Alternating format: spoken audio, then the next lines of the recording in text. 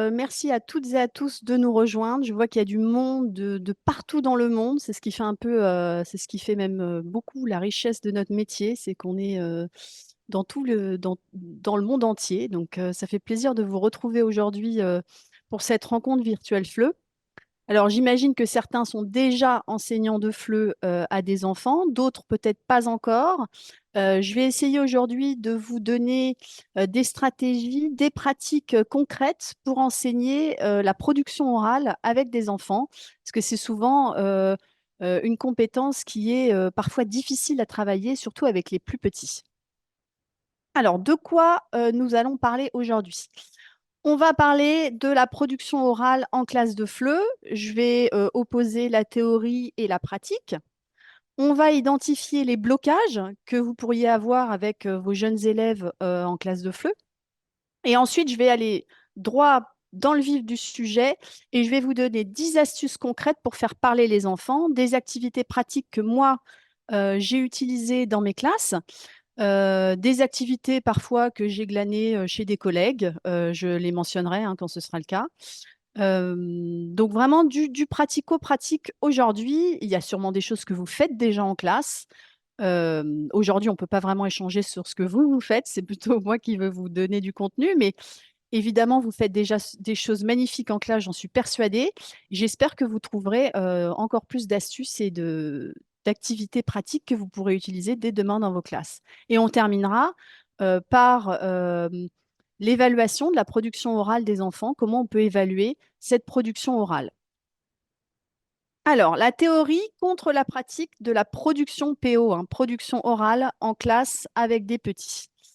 Alors, en théorie, il faudrait simuler des situations de communication authentique, hein. On essaye toujours de trouver des sujets qui soient proches des élèves, hein. Donc, dans le cas d'enfants, on va trouver des sujets qui leur parlent, la famille, leur environnement immédiat, les animaux, l'école, enfin, voilà, vraiment des sujets qui vont se rapprocher de leur vie quotidienne. On va tendre à améliorer la prononciation, hein, ça va être un des objectifs de la production orale en classe. La production va aussi renforcer la coopération entre élèves. On va voir comment on va pouvoir créer des binômes, des groupes et renforcer cette coopération et cette collaboration entre élèves pour créer des productions orales. Ce sont les applications concrètes des connaissances linguistiques acquises. On va voir qu'en donnant des activités de production orale, on va essayer de réinvestir des, des, des connaissances qu'on leur aura enseignées plus tôt, des connaissances linguistiques, grammaticales et lexicales. Et ensuite, on va les préparer à la vie réelle, alors des voyages, les études, voilà, essayer de préparer au maximum les élèves à communiquer authentiquement en français. En pratique, c'est pas si simple que ça. Nos élèves, nos jeunes élèves peuvent parler assez peu en français. C'est souvent le cas des plus débutants, hein. C'est pas toujours évident de faire travailler nos élèves les plus débutants et les plus jeunes en français. Moi, j'ai même enseigné en maternelle, hein, donc je sais que c'est pas forcément la chose la plus simple, mais on y arrive toujours. C'est la compétence qui est souvent la moins pratiquée, c'est celle qui fait un peu plus peur aux enseignants, c'est la plus difficile à mettre en œuvre en classe, et c'est une compétence qui est parfois difficile à évaluer. Je ne dis pas que toutes ces choses sont impossibles, mais en pratique, c'est parfois un peu compliqué. Et on va voir comment on va réussir à passer outre et à trouver des stratégies. Alors, on va identifier déjà, je vais vous faire quelques petits éléments un peu, pas théoriques, mais on va identifier un peu les blocages. Qu'est-ce qui bloque nos élèves à prendre la parole en classe? Alors, je vais vous demander de prendre la parole. Quand vous verrez ce petit picto téléphone là, c'est que je vous demande de prendre la parole dans le chat et je vais vous demander à vous, enseignants de FLE, pourquoi vos élèves ne parlent pas ou pas assez. Alors, je regarde le chat pendant que je vous parle. Qu'est-ce qui bloque vos élèves? Alors, peur de l'erreur. Ils ont peur de faire des fautes. Excellent. Insécurité linguistique. Peur du ridicule et timidité. Tout à fait. La peur de l'erreur revient à plusieurs reprises. Le manque de lexique, ça tout à fait, surtout avec des élèves Oh là là, je vois que vous avez énormément d'idées, ça fait plaisir. Ça veut dire que vous êtes vraiment en classe et que vous avez de l'expérience. On voit pas forcément l'intérêt à communiquer dans une langue qui n'est pas la leur. C'est vrai, parfois ils nous demandent pourquoi tu parles en français, je comprends pas. Ça peut parfois agacer nos élèves. Manque de motivation, manque de vocabulaire, encore une fois. On va voir que même avec très peu de vocabulaire, euh, on peut quand même provoquer la production orale. Compare leurs compétences en français avec leurs compétences en anglais, n'ont pas le vocabulaire nécessaire, peur, voilà. Donc on retrouve vraiment euh, beaucoup manque de confiance en soi, timidité, pas de confiance. Donc ça, il faut vraiment pas de confiance envers leur interlocuteur. Donc ça, il faut vraiment instaurer un climat de confiance avec nos élèves. Hésitation en groupe, parfois on a peur devant ses collègues devant ses camarades, pardon, de faire des erreurs, peur de perdre la face. Merci beaucoup. Ça, je vais le citer dans les prochaines diapositives. Donc, merci beaucoup. Peur du rire des autres, tout à fait. Ils ont peur que les autres se moquent d'eux.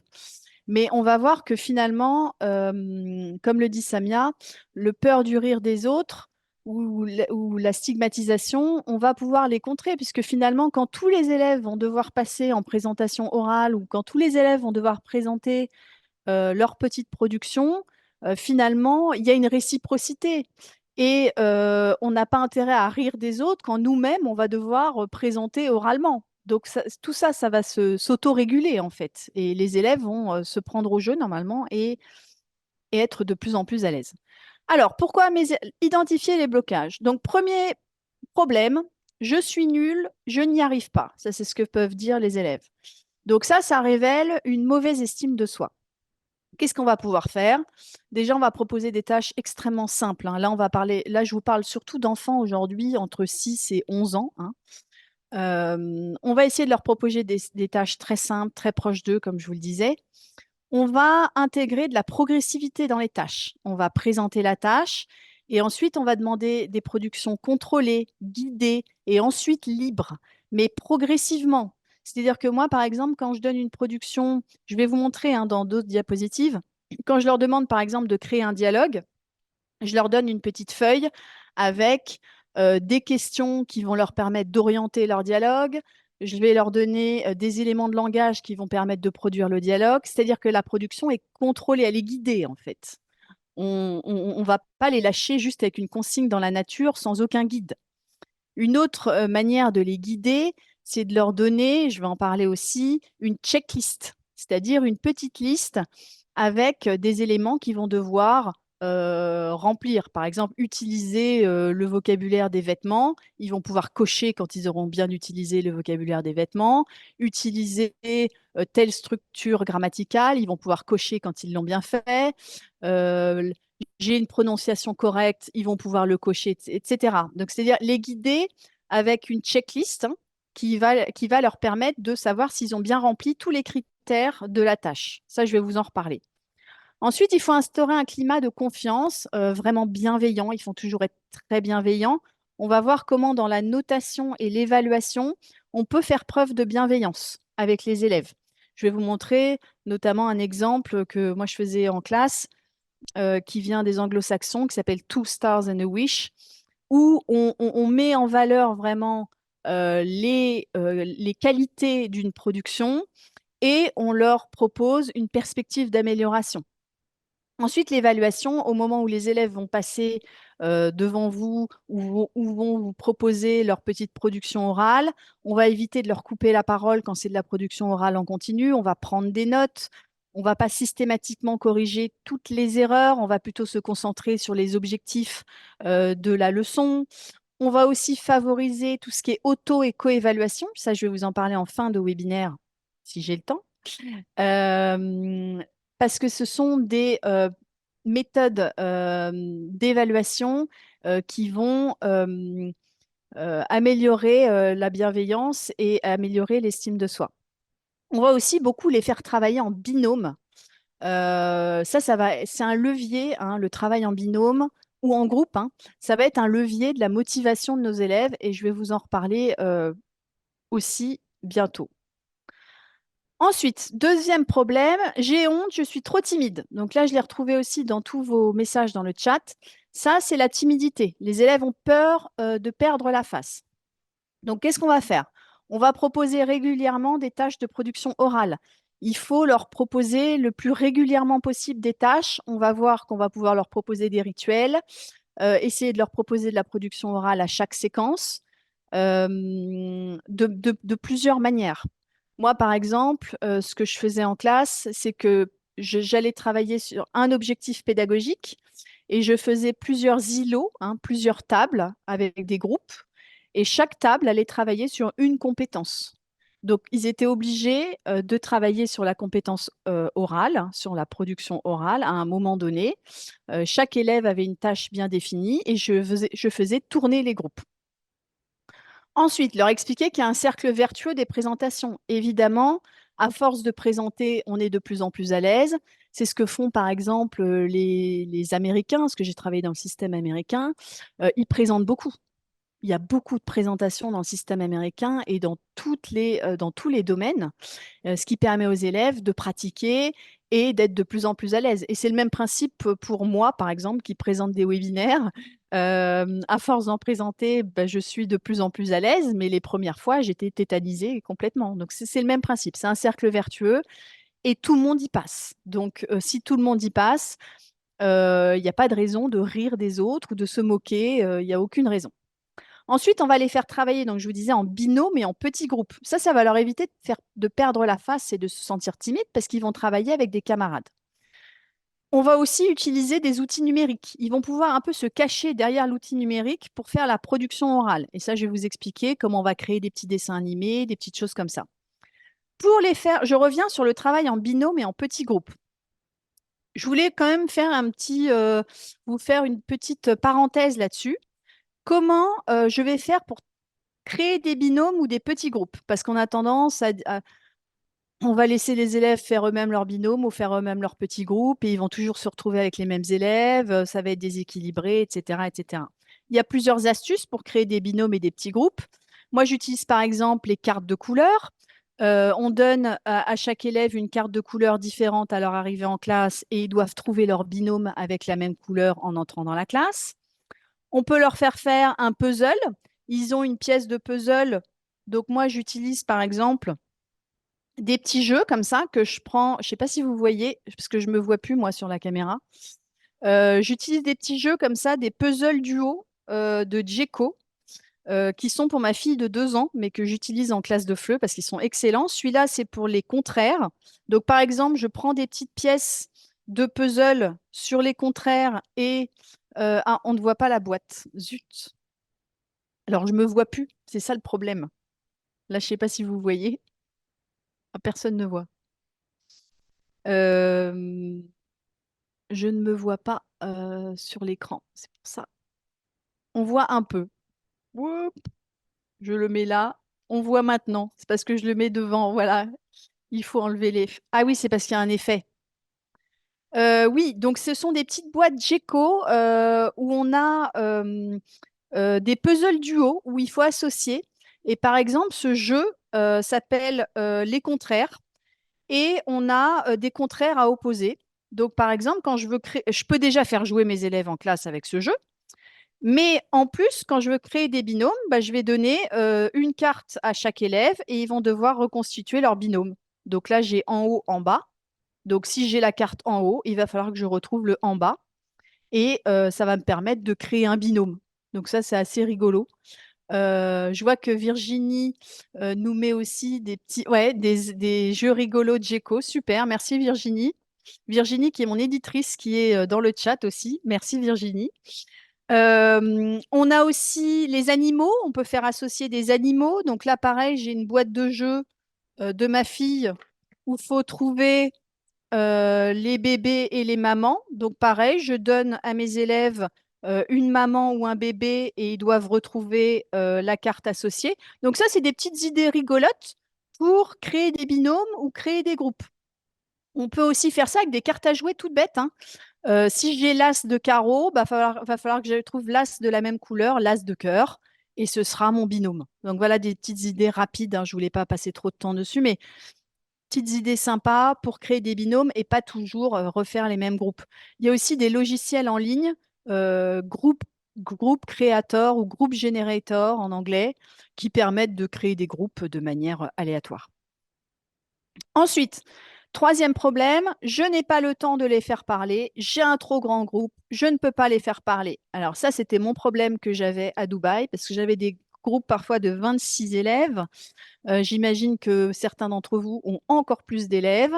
Donc ça, c'est le manque de temps et les manques de moyens du prof. Alors, on va essayer quand même d'allouer un moment à la production orale à chaque séquence. On va essayer d'instaurer des petits rituels pour les faire parler. Ces rituels-là, ils ne vont pas vous prendre beaucoup de temps, mais ça va permettre aux élèves de parler un maximum. Je vois que Marion a 31 élèves. Ah oui, il y a vraiment beaucoup de très grandes classes. Ensuite, mes élèves doivent parler plus que moi. Donc, le but du jeu, c'est vous, à un moment donné, de vous effacer et de laisser vos élèves parler. Donc, de les guider un maximum, mais de les laisser parler. Donc, on va utiliser énormément d'images, énormément d'audio, énormément d'histoires, et on va les faire s'exprimer au maximum. Favoriser les activités en groupe, ça je l'ai déjà dit, mais je le redis tellement que c'est tellement important. Favoriser l'auto et la coévaluation. Je vais vous en parler en fin de webinaire, comment on va pouvoir mettre en place l'auto et la coévaluation. Ça va vous permettre de gagner du temps et en faisant travailler vos élèves à l'évaluation. On va exploiter le potentiel du numérique. Évidemment, en utilisant des outils numériques, je vais pouvoir gagner du temps et je vais pouvoir faire travailler mes élèves tous en même temps sur une même tâche de production orale et ensuite éventuellement les corriger plus tard. Et je vais exploiter le temps hors classe. On peut faire travailler nos élèves grâce à des outils numériques hors classe, à la maison, avec ces outils. Ensuite, j'ai peur de ne pas savoir quoi dire. Je suis anxieux, j'ai peur. Voilà. Alors, qu'est-ce qu'on va faire pour aider nos élèves? On va leur proposer vraiment un temps de préparation. Moi, je proposais des temps de préparation parfois assez longs, hein. Je peux leur faire préparer leurs travaux aussi à la maison. Beaucoup de temps de préparation, les mettre à l'aise avec ce temps de préparation. Ensuite, leur poser certaines questions à l'avance pour ne pas les surprendre. J'évite en général de poser des questions trop à l'improviste qui vont les déstabiliser. Je vais leur proposer beaucoup de support. Quand je leur propose quand je leur donne une production orale à faire, je vais leur donner par exemple des imagiers que je vais différencier en plus en fonction des niveaux. Par exemple, j'avais des élèves natifs dans mes classes. Je leur proposais seulement des images pour qu'ils aient les idées avec certaines orthographes. Certains élèves, je vais leur donner juste les mots. D'autres élèves, je vais leur donner les images et les mots. On peut leur donner aussi des cartes mentales. Les cartes mentales vont agir comme support à la production orale, hein. J'aurai ma carte mentale avec toutes mes structures et je vais pouvoir, et mon élève va pouvoir comme ça construire sa production orale à l'aide de la carte mentale. Donc c'est toujours important qu'ils aient des supports pour s'aider. La consigne, ça ne suffit pas. Et ensuite, on va leur proposer des thématiques adaptées, comme je vous disais, à leur environnement immédiat. Donc, que dit le CECRL? La production orale, c'est le point central de l'apprentissage d'une langue. Je voulais retourner un petit peu sur la théorie, hein, le CECRL, parce que c'est quand même la base de c'est quand même un outil de base pour nous, enseignants de FLE. Donc, la communication orale, c'est une compétence clé. La capacité à s'exprimer oralement de manière compréhensible et à comprendre les autres est essentielle pour utiliser la langue dans des situations réelles. Chaque niveau du CECRL inclut des descripteurs spécifiques de la production orale. Ça va nous permettre de mesurer la production de nos apprenants et on va pouvoir aussi réutiliser ces descripteurs pour nous créer des grilles d'évaluation. Ensuite, les tâches communicatives, hein, on va proposer des simulations de situations de communication. Ça, c'est ce que dit le CECRL, hein. Je vais vous présenter ensuite d'autres choses. Conversation, présentation, jeu de rôle, les débats. Les débats, moi, j'en ai jamais fait avec des enfants, je ne vous le cache pas. Donc, je ne sais pas si certains d'entre vous font des débats à ce stade, mais au niveau linguistique, c'est parfois un peu compliqué. Jeu de rôle, j'en fais beaucoup puisque Ça permet aux élèves, en plus les plus timides, de se cacher derrière un personnage. Donc, ça, en général, ça les aide. Donc voilà, on va stimuler des situations de production réelles. On va créer des opportunités pour que les apprenants interagissent entre eux. On va créer des binômes, des groupes, ça je vous en ai parlé. Le but, c'est que les élèves s'expriment de manière indépendante, même au début de leur apprentissage. Même au début de l'apprentissage, ils vont devoir créer des phrases simples, parfois seulement du lexique. Enfin, la production orale, ça peut être des choses très simples. Moi, quand je travaillais au niveau maternel, la production orale, ça pouvait être sujet-verbe au départ, hein. Ça pouvait être des choses très simples ou juste du lexique. Mais on va aller progressivement à créer des phrases et à créer des dialogues. Voilà, ça va se faire progressivement au fil des années. Ensuite, corrections et feedback, les apprenants doivent recevoir des retours sur leur performance. Il faut impérativement qu'à chaque production orale, il y ait un feedback. Donc, il peut y avoir une auto-évaluation, une co-évaluation. On va voir comment les mettre en place. Mais il faut absolument qu'il y ait un feedback, qu'il y ait un retour de l'enseignant. Parce qu'il faut que l'élève soit capable de se situer et de savoir comment il peut s'améliorer. Alors, maintenant, on passe dans le vif du sujet. Je vais vous donner 10 astuces concrètes pour faire parler vos petits. Alors, on va commencer par les brise-glaces. Alors, je suis allée un peu dans l'ordre de ce qu'on peut faire dans la classe. Alors, des idées de brise-glace. Là, j'ai repris une idée que j'ai trouvée dans un manuel ado de Maison des langues, mais je le faisais aussi en classe, hein. Chaque élève se décide, il montre son dessin à la classe, il se présente. Donc, il y a une première étape où l'élève va se présenter devant la classe à l'aide de son dessin. Ensuite, le professeur va récupérer tous les dessins. Il va les mettre dans un petit chapeau, dans un petit bol, dans tout ce que vous voulez. Les autres élèves vont venir piocher une présentation et vont devoir présenter l'élève. Et là, on va pouvoir passer à la troisième personne du singulier. Il s'appelle Pablo, il a 12 ans, etc. Et on peut à la suite faire un album artistique des élèves de la classe. On a une alternative qui peut être assez rigolote à faire avec nos jeunes enfants, hein. Moi, je sais que mes jeunes enfants de 6 à 12 ans adoraient les outils numériques et parfois ils étaient même euh, beaucoup plus experts que moi à l'utilisation des outils. On peut utiliser Voki. Voki, c'est un petit logiciel gratuit qui permet de créer des avatars. Donc, on peut leur proposer de créer sur Voki un avatar, comme vous voyez là sur l'écran. Ils peuvent aussi écrire leur description de leur avatar. Ils peuvent aussi enregistrer leur description. Et ensuite, on peut leur proposer, par exemple, de poster leur avatar sur un digipad ou sur un blog.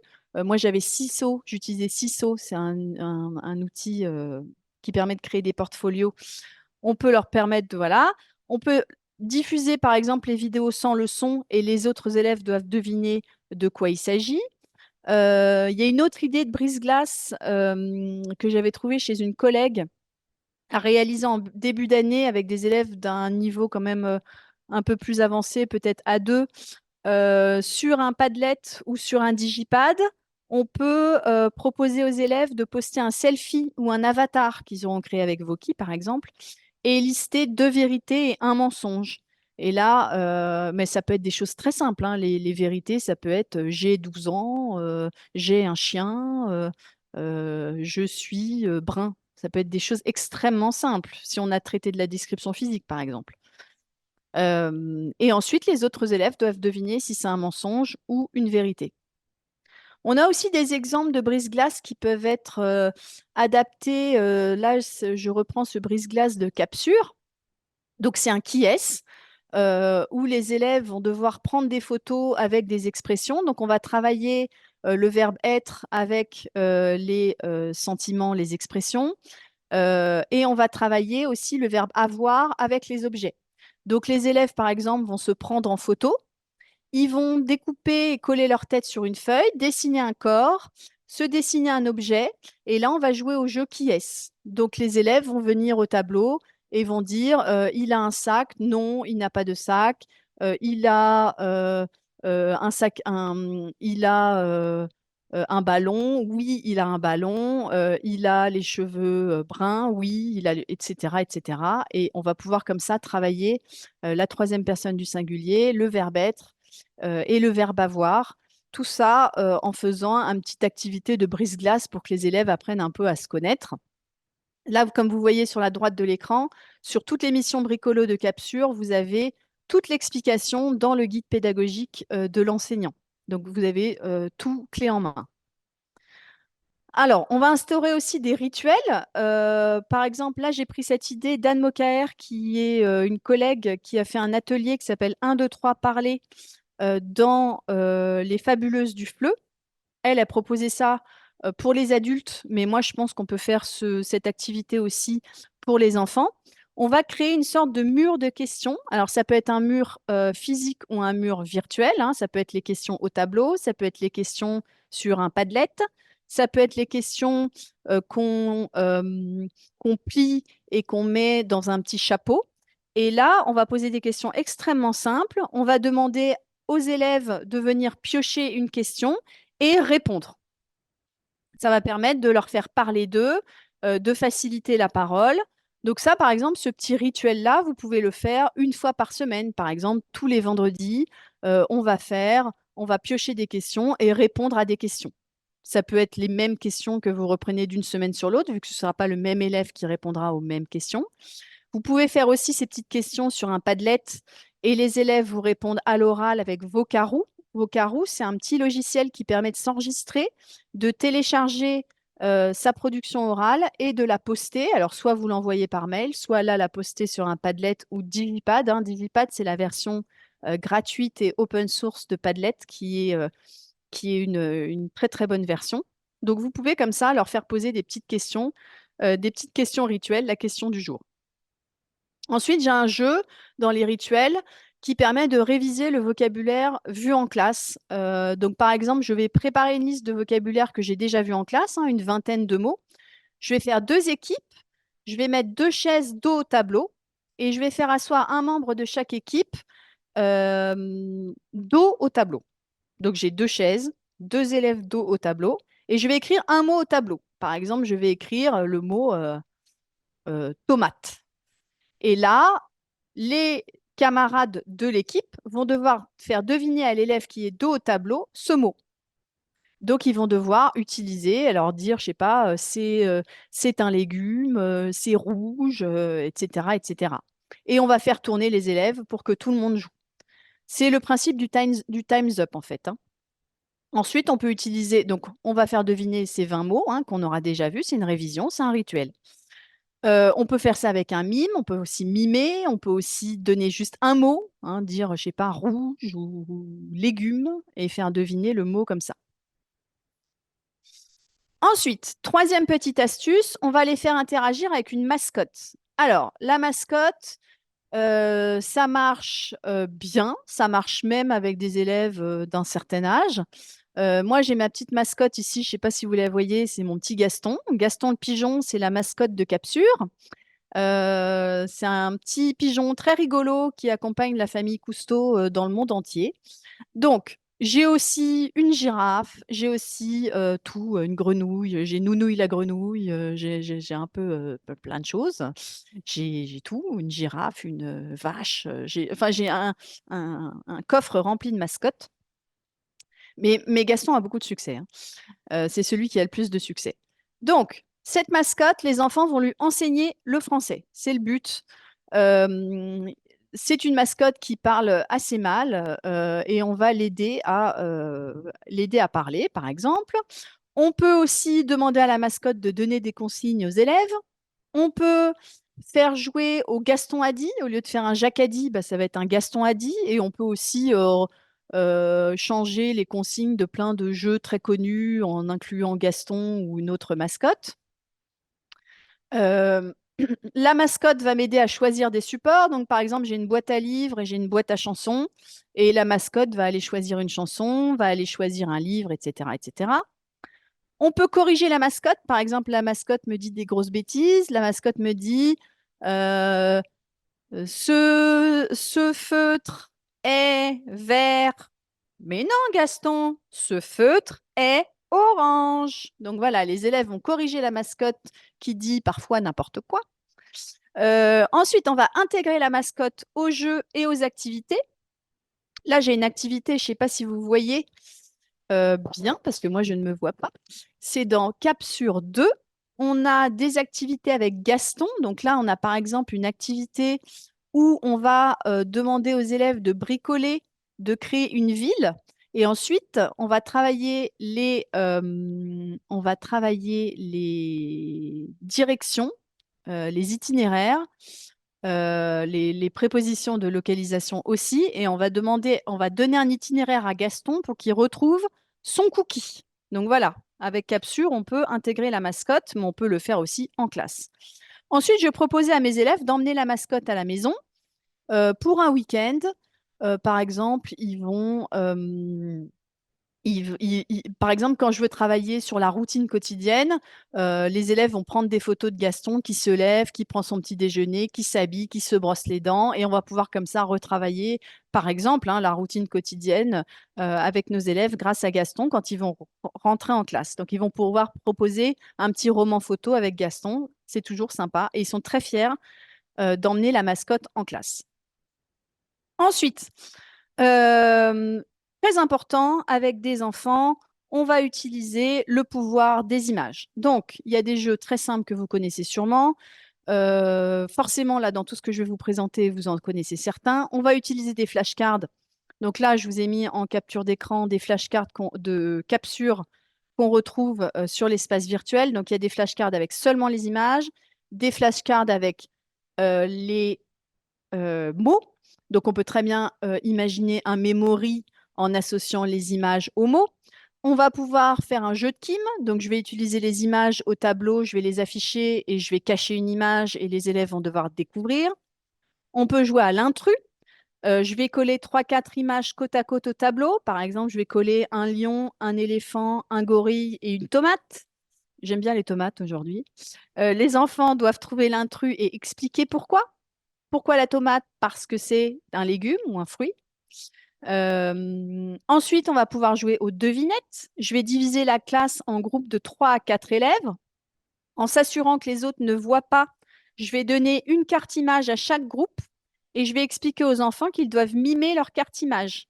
Je vais leur donner 1 à 2 minutes pour se préparer. Ensuite, chaque groupe va passer devant le reste de la classe et le reste de la classe doit deviner l'image dont il s'agit. Ensuite, j'ai le doucement, doucement. Donc là, je vais choisir des cartes images qui vont être utilisées. Je vais préparer une feuille cartonnée ou n'importe quoi, un objet qui cache. Et je vais avoir ma carte image derrière comme ça. Et je vais progressivement et très doucement la découvrir. Et c'est le premier qui trouve la carte image qui gagne une petite récompense ou un petit autocollant ou juste ma considération. Ensuite, je vais jouer au qui est-ce. Je vais coller un jeu de cartes image au tableau. Je vais demander à un élève de choisir secrètement une carte image et les autres élèves vont devoir poser des questions pour découvrir la carte image. Il va falloir deviner à quelle carte image l'enfant a pensé. Ensuite, je vais pouvoir jouer à un memory, comme je vous disais, où je vais associer 8 cartes images et 8 cartes mots sur le tableau face cachée. Je vais écrire derrière chaque carte image une lettre ou un numéro, parce qu'elles seront affichées au tableau. Donc, il va falloir que l'élève me dise je veux retourner ou je retourne 5 et 1. Et je vais retourner 5 et 1 et on va voir si c'est une paire, etc., etc. Enfin, le jeu du memory qui peut se faire sur une table, mais qui peut se faire aussi au tableau. Et quand on le fait au tableau, on essaye derrière la carte image de mettre des chiffres, des numéros parfois un peu complexes, parce que ça va leur permettre de retravailler aussi les numéros. Donc ça peut être intéressant à faire. Et là, donc, dans ce cas-là, dans le cas des numéros, il donne la consigne à l'enseignante de retourner les cartes. Ensuite, les cartes mentales, je vous disais que ça va être un outil magique pour faire travailler pour agir comme support à la production orale. Donc, là, on a une petite explication de Stéphanie Elhomme sur les cartes mentales. Ton cerveau est composé de deux hémisphères. On a un hémisphère droit qui traite les mots, les détails, l'analyse. L'hémisphère gauche qui traite plutôt les formes, la couleur et la synthèse. Et pour bien mémoriser une information, on a besoin d'utiliser conjointement toutes ces deux hémisphères. Et c'est là qu'interviennent les cartes mentales, hein, puisque on associe les mots, les détails aux formes et aux couleurs. Donc là, je vous ai mis une petite carte mentale extraite de Capsure qu'on peut réutiliser comme support à la production orale. Vous pouvez aussi créer, il y a plusieurs logiciels, j'ai plus de nom en tête parce que j'en utilise un souvent, mais je n'ai plus le nom.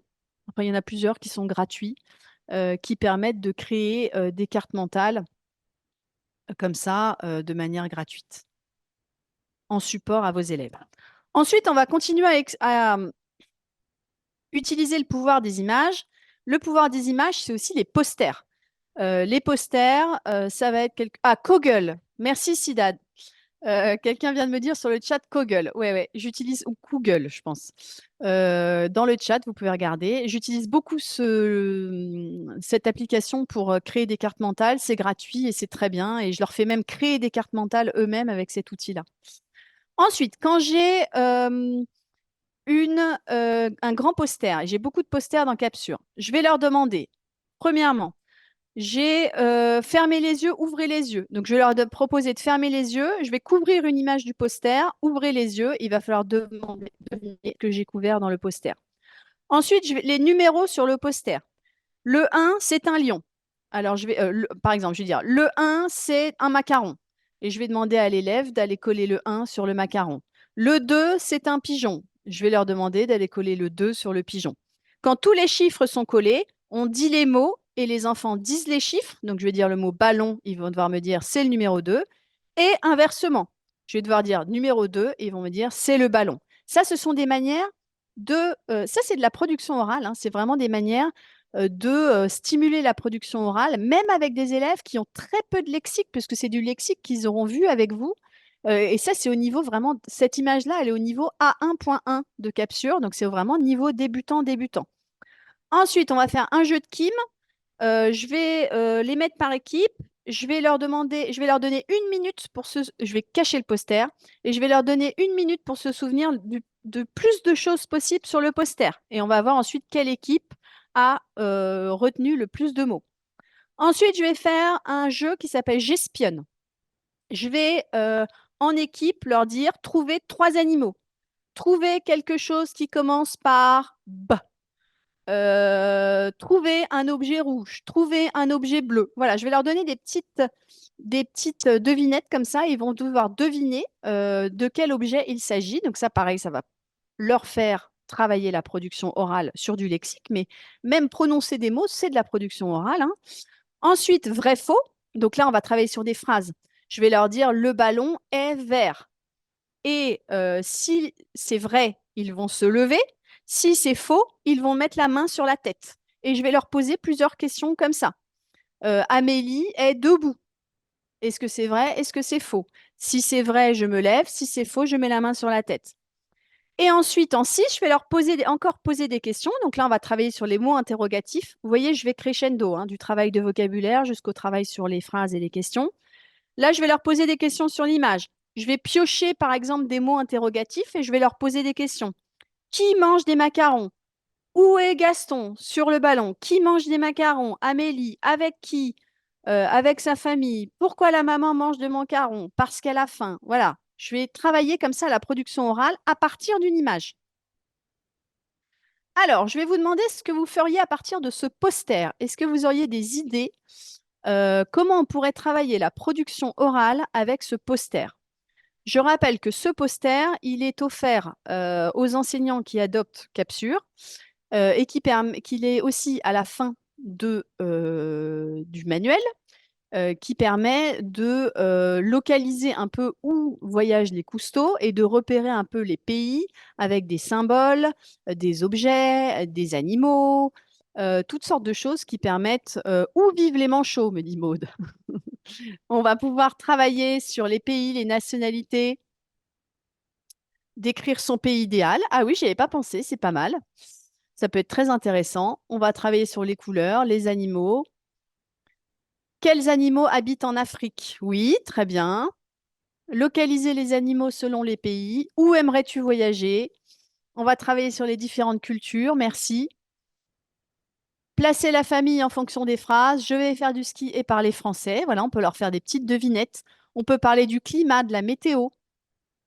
Dans quel pays as-tu voyagé? On peut faire une petite carte comme ça peut être intéressant de faire une carte. J'avais des collègues qui avaient fait ça à Dubaï. Ils avaient fait une grande carte du monde, un planisphère, et les élèves venaient de tous les pays, de plein de pays différents, il y avait 80 nationalités. Et ils avaient mis des petits pins sur le poster en fonction de chaque pays avec un fil et relié à la photo de l'élève. Et on voyait d'où venait chaque élève. Les moyens de transport, etc. D'où viens-tu? Public international. Très bien, Christine, tout à fait. Alors, je vous donne une petite idée de ce qu'on peut faire avec ce poster. Donc, c'est le Tic-Tac Boom. C'est une idée qui me vient de Virginie Karniewicz, qui est notre éditrice sur Capsure, qu'il avait présenté lors d'un webinaire et que j'avais trouvé très sympa. On va trouver 3 moyens de transport, trouver 3 animaux et trouver 3 objets. Donc, je vais les mettre par groupe et je vais leur demander de trouver 3 moyens de transport, 3 animaux, 3 objets. Donc là, on va leur faire travailler l'observation et on va leur faire travailler la mémorisation et la production orale. Ça va leur permettre de réviser les moyens de transport, les animaux, les objets. Le premier groupe qui termine crie boum et on revoit les solutions et qui a le plus de points. Ça peut être un jeu un petit peu rigolo à faire avec ce poster. Ensuite, rituel de sortie. Alors ça, c'est assez intéressant. Je regarde quelle heure il est. Voilà, je vais me dépêcher. Utiliser le pouvoir des images. On va proposer un rituel de sortie. Ils appellent ça les Anglais exit ticket. Donc, je vais avoir des petites images, un peu comme moi, c'était le cas quand j'étais en CE1. On pouvait gagner des bons points et des images. Donc là, c'est le même principe. Les élèves adorent gagner des images. Donc là, je vous ai mis un poster, mais l'idée, c'est de découper des images dans le poster ou de trouver des petites images sur Internet sous une petite forme comme ça qu'ils peuvent collectionner. Et pour gagner l'image, il faut répondre à une question. Donc, je vais, par exemple, je leur montre un ballon. Qu'est-ce que c'est un ballon? C'est de quelle couleur? Où est là? Si je veux leur faire travailler la localisation, ou je vais leur demander des phrases de description. Voilà, pour faire gagner une image en fin de classe, je vais leur demander de produire oralement, donc de répondre à une question. Donc ça, c'est ce qu'on appelle l'exit ticket. C'est ce qu'on va faire au moment du rassemblement avant la fin d'une classe. Et ça va permettre de faire un petit rituel de production orale en fin de classe. Ensuite, ce que je vais faire pour favoriser la production orale, je vais vraiment travailler avec les mains, manipuler. Moi, j'ai beaucoup travaillé avec Montessori. J'ai beaucoup fait manipuler mes élèves. On bricole énormément dans mes classes. Là, vous avez plein d'exemples dans Capsure de missions bricolo. Par exemple, là, vous avez un lab book pour se présenter. Vous avez à chaque fois des fiches ressources qui permettent de découper, enfin, tout est clé en main. Il suffit de rajouter, vous avez le matériel qu'il faut rajouter. Donc là, par exemple, du papier cartonné, des ciseaux, de la colle. C'est toujours du matériel très, très simple. Et la fiche ressource à imprimer. Et chaque élève va pouvoir faire son bricolage. L'idée de ces bricolages, de missions bricolo ou de ceux que vous allez faire en classe, ceux que vous voulez, c'est de produire oralement. Donc là, dans le cas de je me présente, l'élève va passer devant la classe et va se présenter. Ou alors, on peut le faire se présenter via Vocaroo, via une application, par exemple. Voilà, des exemples de bricolage qu'on peut faire en classe. On peut faire fabriquer là, dans Capsure 2, on a fabriqué une maison. Et dans fabriquer une maison, on va mettre Gaston et on va devoir repérer où est Gaston pour faire travailler les prépositions de localisation. On va leur faire créer un carnet de voyage qu'ils vont pouvoir présenter. Ils vont pouvoir créer une affiche écologique et la présenter aussi à leurs camarades. Ils vont pouvoir créer un roman photo et peut-être éventuellement créer un petit dessin animé. Donc tout ça, ce sont des bricolages qui vont stimuler la production orale. On ne fait jamais un bricolage pour bricoler.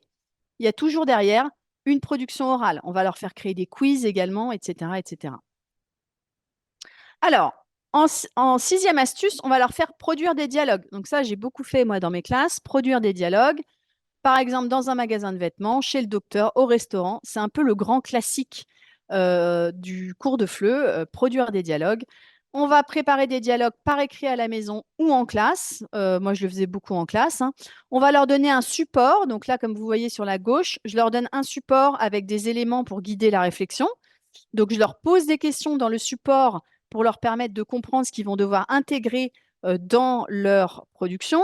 Je vais leur donner une grille d'auto-évaluation avec des cases à cocher et je vais leur proposer un outil numérique pour pouvoir faire leur présentation. Donc, Toontastic que je vais vous présenter et ils vont pouvoir aussi faire une vidéo. Là, je vous propose aussi des cartes pour créer des dialogues. On peut leur faire des cartes, leur préparer des cartes de conversation et ils vont devoir faire un jeu de rôle. Donc, je vais pouvoir faire un brainstorming au tableau avec, sur le sujet avec quelques éléments de langage. Je vais mettre les élèves par deux et je vais leur faire travailler des scénarios. Donc là, par exemple, l'élève A, c'est l'assistant du dentiste. L'élève B, il veut prendre un rendez-vous chez le dentiste. Ils ont chacun un profil, une mission et ils vont devoir préparer un dialogue pour remplir cette mission. Un autre exemple, pour travailler le lexique des vêtements, la classe est un magasin de vêtements. On a un vendeur qui propose des vêtements à une cliente. Donc, les élèves peuvent vraiment rapporter des vêtements en classe. Les élèves se déplacent dans la classe. Le vendeur propose des vêtements. La cliente fait son choix. Donc, ça, ce sont des petits scénarios qui peuvent se faire en classe. Ensuite, je vous le disais, j'accélère parce que j'ai peur de ne pas avoir le temps de finir. On va utiliser les outils numériques. Donc, ce que j'ai beaucoup fait avec mes élèves et ce qui permet de vaincre la timidité, c'est de créer des dessins animés. Donc, par exemple, si je leur donne le dialogue chez le docteur, certains élèves m'ont fait un dialogue chez le docteur en forme de dessin animé. Donc, moi, j'utilise Toontastic. Il y a aussi un autre logiciel qui s'appelle Puppet Pals, qu'ils ont beaucoup utilisé mes élèves. Donc là, ce sont des extraits de ce qu'ont fait mes élèves. Ça va permettre de travailler la créativité et la production orale. Donc, ils vont dans un premier temps produire leur dialogue à l'écrit, travailler à l'écrit avec des critères bien définis pour construire leur dialogue. Et ensuite, ils vont jouer leur dialogue. Mais au lieu de jouer un dialogue devant la classe, ils vont jouer leur dialogue avec leurs petits avatars sur Toontastic. Alors, comment on fait sur Toontastic? Déjà, on a une première étape où on choisit les personnages. Ensuite, ils vont pouvoir dessiner et colorier leurs personnages. Ils vont pouvoir ajouter leurs photos. Ensuite, ils vont choisir un décor. Donc, il y a différents décors qui permettent de les mettre dans des situations différentes. Ensuite, ils vont choisir un format d'histoire. Donc là, on va prendre en général l'histoire courte. Et ensuite, ils vont enregistrer leur voix. Donc, ils vont enregistrer leur voix. Oui, Toontastic est gratuit. Je réponds en même temps aux questions du chat que je vois. Toontastic est gratuit. Ils vont pouvoir. Moi, j'utilise que des outils gratuits en classe, hein. Ils vont pouvoir activer leur personnage, mais il faut avoir un iPad. C'est ça aussi. On peut avoir un iPad pour deux ou quatre élèves, hein. On n'a pas besoin d'un iPad pour tous les élèves. Si on n'a qu'un seul iPad pour la classe, bah, ils peuvent aller un par un enregistrer leur petit dessin animé pendant que les autres font une autre activité. Voilà, on peut trouver différentes techniques pour partager l'iPad. Ils vont pouvoir activer leur petit personnage sur l'iPad en les faisant parler. Et ensuite, vous allez voir que c'est fantastique parce que des élèves qui ne parlaient pas du tout en classe, qui étaient extrêmement stressés, bah, ils arrivaient à parler de manière complètement fluide grâce au dessin animé. Ensuite, deuxième petite idée, Madlips. Alors, Madlips, c'est un outil qui va permettre de faire de la production orale. Donc, ça va encourager la production orale individuelle et en groupe. Et c'est un outil très ludique qui va permettre de motiver nos apprenants. Oui, Julie, une tablette aussi, pas besoin d'un iPad. Oui, oui, n'importe quoi. Oh, une tablette, un iPad. Je pense que ça marche sur l'ordinateur aussi. Madlips, donc on va pouvoir faire des doublages de courtes vidéos de toutes sortes. Donc on va pouvoir, ça va améliorer la prononciation, la fluidité de nos élèves et tout ça sans se montrer. Donc pour des élèves timides, ça va être beaucoup plus facile. Donc ils vont pouvoir doubler des extraits de dessins animés, ils vont pouvoir changer les paroles d'une chanson sur un clip, ils vont pouvoir imaginer une nouvelle scène à partir d'un extrait vidéo. Ils vont pouvoir se présenter brièvement à travers un personnage qu'ils aiment. Je sais pas, je mets une interview de Taylor Swift et ils vont pouvoir remplacer les mots de Taylor Swift par leur propre présentation. Je dis n'importe quoi. Euh, ça va permettre de faire travailler la créativité de nos élèves. Alors voilà comment on peut utiliser Madlips. On va montrer une scène sans leçon. On va leur poser des questions. Ensuite, on va donner 20 minutes pour que les élèves en groupe de 4 ou 3 puissent imaginer un dialogue entre les personnages. On va choisir un groupe pour présenter. On va jouer la scène sans leçon encore. Et les élèves vont parler en même temps que les personnages. Et ensuite, on va montrer la scène avec le son pour qu'ils puissent remarquer les différences entre ce qu'ils ont créé et le vrai dialogue. Avec Madlib, ça va permettre de gommer le son et de parler à la place et d'enregistrer sa vidéo. Si vous n'avez pas Madlips, vous pouvez très bien imaginer un dialogue, là j'ai mis Bob l'éponge, un dialogue de Bob l'éponge et tout simplement couper le son et demander aux élèves de doubler, hein. On n'a pas forcément besoin de l'outil numérique pour ça, mais c'est juste que c'est plus drôle avec l'outil numérique. Où trouver des vidéos? Pour trouver des vidéos, il y a plein de vidéos très rigolotes de captures. Ce sont des vidéos authentiques qui sont extraites de reportages, de dessins animés, toutes sortes de vidéos très rigolotes, des clips, des courts-métrages, des bandes-annonces. Vous pouvez les retrouver sur l'espace virtuel. Vous pouvez aussi retrouver plein de vidéos sur YouTube, évidemment. L'avantage des vidéos de capture, c'est qu'elles sont adaptées parfaitement au public, que vous pouvez les avoir sur l'espace virtuel avec ou sans les sous-titres, et qu'en plus, vous avez une fiche prof et une fiche élève qui vous permet de traiter de la vidéo. Donc, vous pouvez à la fois faire du doublage, travailler sur la vidéo. Vous voyez, c'est des questions très simples dans la fiche élève et ça, vos élèves vont adorer. Vraiment, en général, travailler sur des vidéos, ça leur plaît énormément. Alors, utiliser les outils numériques. Je vous donne quelques outils pour réaliser des enregistrements, des outils gratuits évidemment. Remarquez Audacity, je ne sais pas s'il est gratuit. Online Voice Recorder, ça c'est gratuit. Vocaroo, ça permet de s'enregistrer et de j'allais dire uploader, mais de télécharger sa production. Donc ça, c'est super simple, Vocaroo. Vous vous enregistrez même une phrase et vous téléchargez et vous envoyez votre fichier par mail ou vous le mettez sur un digipad ou sur un Padlet, etc. Audacity, c'est quand on veut plutôt faire créer des podcasts, faire des coupes. C'est un logiciel, moi, que j'ai jamais utilisé personnellement. Je sais qu'il est bien, mais ça demande une certaine dextérité et c'est un peu plus complexe. C'est plus pour créer peut-être des petits podcasts. Ensuite, très important, quand on va travailler avec nos élèves, on va les faire jouer. Donc là, on a le jeu très classique, dessiner, c'est gagner. On va faire une liste de mots ou de phrases étudiées récemment. On va faire 2 équipes, leur donner un papier ou un coin de tableau. On va faire piocher un mot à un élève qui dessine et chaque équipe qui devine le mot gagne un point. On peut faire la même chose en mimant les mots ou Laura me dit Audacity est gratuit. Et ben voilà. Ou en mimant des verbes. Ensuite, le double. Là, j'ai repris l'idée de la petite école du FLE. C'est mon amie Adélaïde qui est co-autrice sur Capsure, qui a un site blog extraordinaire qui s'appelle La Petite École du FLE, avec plein d'exemples de double. On peut aussi fabriquer soi-même le double. Là, je vous ai mis la référence. On peut aussi faire des variantes avec les photos des élèves quand on veut faire un brise-glace en début d'année, avec des phrases à associer, de la grammaire. On peut associer par exemple un infinitif avec sa version au passé. Voilà, on peut faire plein de choses avec double. Ensuite, le memory. Encore une idée de memory, je vous en ai parlé un peu tout à l'heure. On va essayer d'améliorer le memory. On va essayer de faire créer aux élèves des memories. On peut faire un memory de grammaire, par exemple prendre associé avec j'ai pris. Je vous ai mis l'extrait là sur la gauche qui est en anglais, mais on peut le faire en français.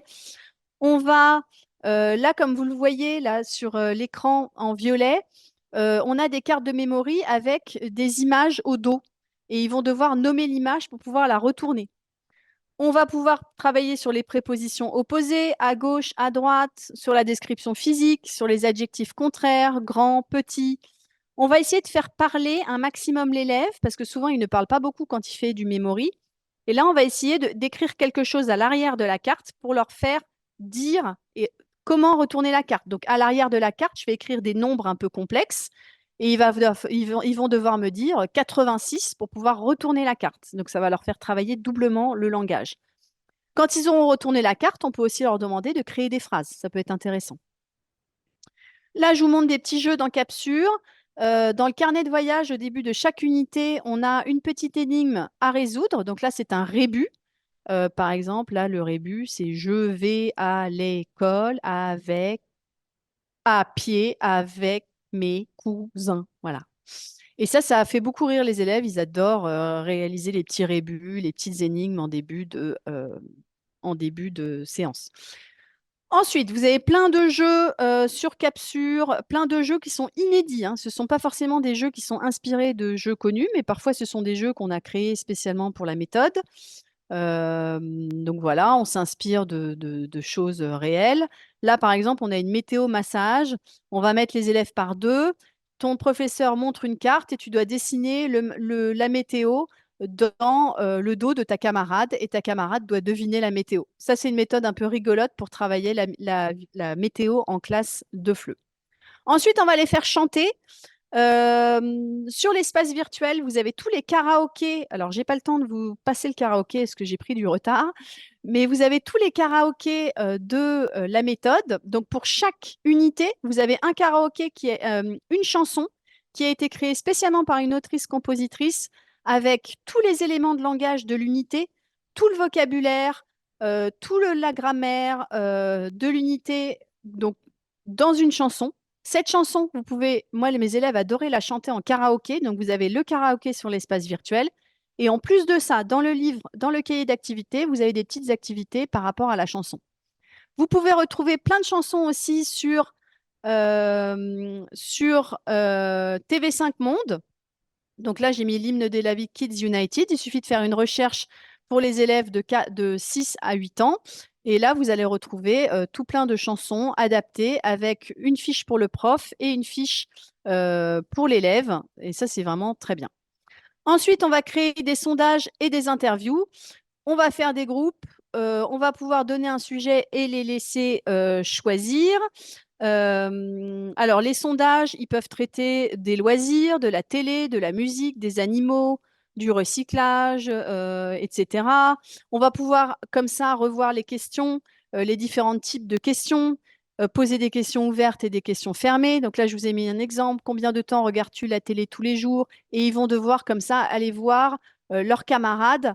Et ensuite, à la suite de ce sondage qu'ils auront fait dans la classe, ils vont pouvoir créer un graphique des résultats et le présenter sous PowerPoint.